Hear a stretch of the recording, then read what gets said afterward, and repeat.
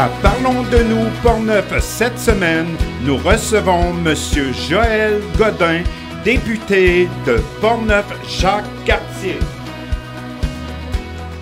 Alors bonjour à tous. En premier lieu, permettez-moi de féliciter les belles initiatives, cette belle vitrine que Clic Portneuf nous offre. Alors c'est un plaisir pour moi de vous parler un peu de ce qui se passe dans la vie politique fédérale.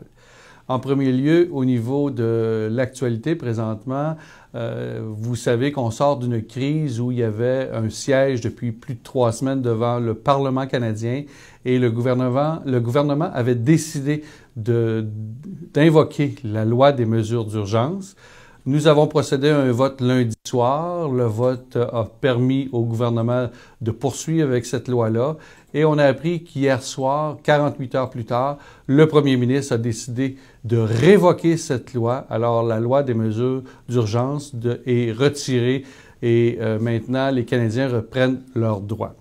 Je veux vous partager mon opinion à ce sujet. Je pense que ce n'était pas nécessaire d'avoir la loi des mesures d'urgence pour dénouer la situation en face du Parlement à Ottawa. Effectivement, cette situation-là était inacceptable, mais on aurait pu utiliser les pouvoirs et les outils nécessaires que les différentes instances de sécurité publique pouvaient utiliser pour dénouer tout ça. Et la preuve a été faite par la révocation par le premier ministre du Canada hier soir. Également, sur une bonne nouvelle, cette semaine, j'ai été nommé à titre de ministre du cabinet fantôme, responsable des langues officielles pour l'opposition officielle à Ottawa. Alors, c'est avec une grande fierté que j'ai accepté de relever ce défi-là.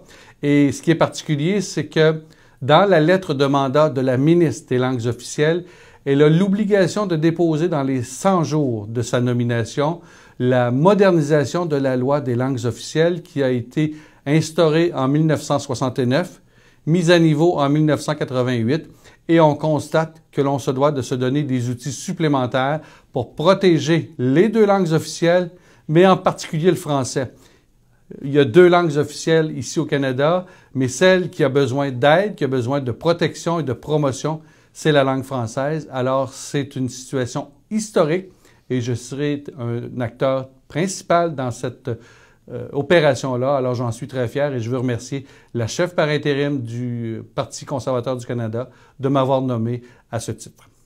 Également, je pense que cette vitrine-là va permettre aux gens de Portneuf-Jacques-Cartier de pouvoir avoir une certaine visibilité. Je serai probablement, et l'avenir nous le dira, plus présent dans les médias locaux, régionaux et nationaux.